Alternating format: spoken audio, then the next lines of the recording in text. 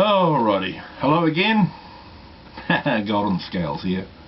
I'm making this video because I want to do a reply to cricketsong's contest that she's got going on at the moment, and the subject of the contest, I believe, is life sacred? And if so, what does that term mean to me? Basically, she wants to know what makes me tick on that particular issue. Okay, well, cricketsong, yes, I believe life is sacred. I believe all life is sacred. However, unfortunately, for life to exist, you have to take life in return. It's the law of the jungle, the law of the plains, the law of the bush. I would much rather live among my fellow men in peace and harmony. But, and this is a big but, if one of those said fellow men invaded my space, invaded my property, took what was mine just for the sheer joy of taking it, then that particular person runs the risk of having their life taken in return. And I have no qualms about doing so. I will live with the consequences. Yes, all I want out of this life, this particular lifetime, is to live my life in peace, to serve my fellow man, and to not have to take a life. I've taken life before. I live with the karmic consequences of those actions. Where, when, and how, you don't need to know. I'm not going to tell you. But I have blood on my hands, and I know it, and it'll probably take a few lifetimes to make up for that. But yeah, I believe life is sacred. I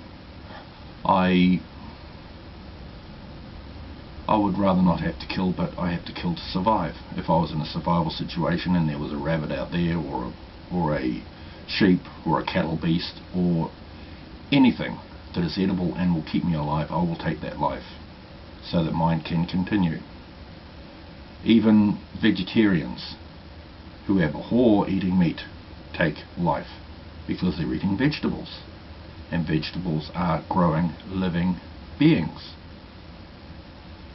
We all do it, even so-called vegans, because that life, the food that they eat, if you can call it food, has a life of its own. It has a vibration of its own. And by ingesting that life, ingesting that vibration, they are taking that life.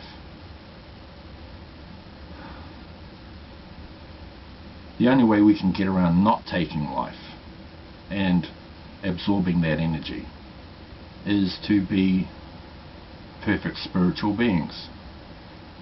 Now here's the rub. We are perfect spiritual beings. We are not human beings having a spiritual experience. We are spiritual beings having a human experience. And the sooner people can wrap their head around that and understand it in their own way, in their own time, the better off and happier everyone will be. But until then, I'm afraid we're just going to have to live in whatever darkness people live in. Our own darkness. So, those are my thoughts on the matter. And so, cricketsong, I hope that this is good enough to